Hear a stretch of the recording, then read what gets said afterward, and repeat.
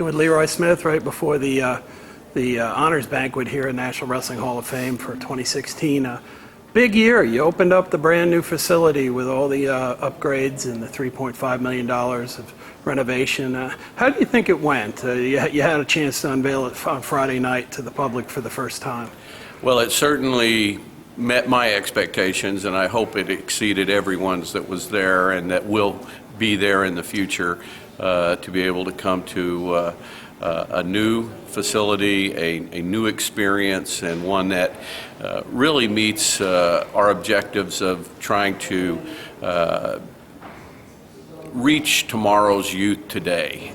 It was one of our goals, but it's also to honor those, be a shrine for those that are our greatest heroes in the sport. And I think we've achieved that. I think we have a house now that everyone can be very proud of. And there's a lot of elements that went into it, like a complete design.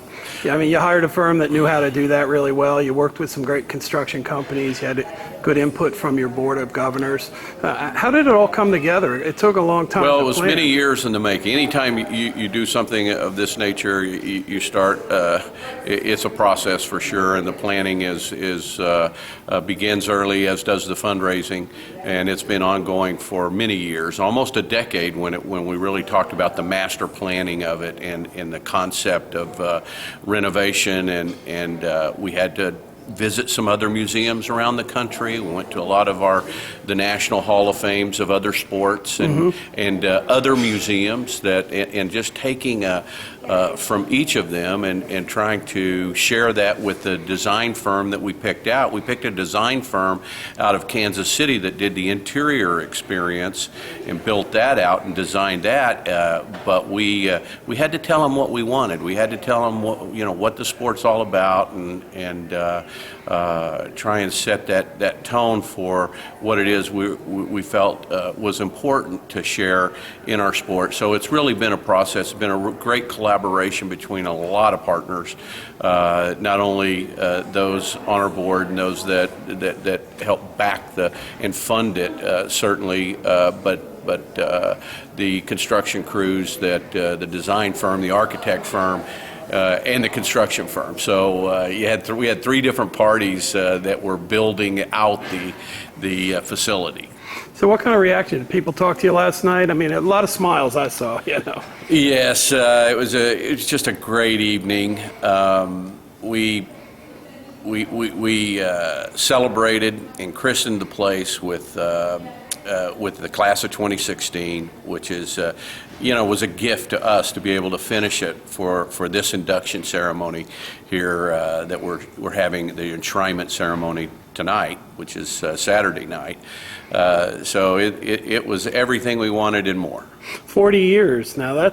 We're over 40 years old, but that's a long time ago if you think about it when they first started it. Well, it is, and it's we've been able to build on that great tradition of people who helped build this institution. And it's wrestling people. It was people from all over the country. It was a national effort, and it's always been a national effort. And it's, I like to say that the one thing that makes it authentic is it is our wrestling community's Hall of Fame. We don't own it, they do. And that's at the center of our mission, and we think that this cultural institution that we have is so important to our past and our present and our future. And now we just have to inspire people to come check it out, right? That's right. That's right. You're going to do a lot of cool things in there to get people out here, aren't you? You bet. And we're only able, with this design, we'll have to cycle different things through. Right. So that gives you a new experience every time you come, every 6 to 12 months. We won't do it. We'll do it on that type of a rotation, but it'll give people a new experience. And our digital content, that's ongoing. We'll be able to feed new and exciting videos that tell the story of our sport and our heroes. Well, that's what it's all about. Well, congratulations, not only on the unveiling of the new facility, but also another great honors weekend. Thank you, Gary, and thank you for all you do.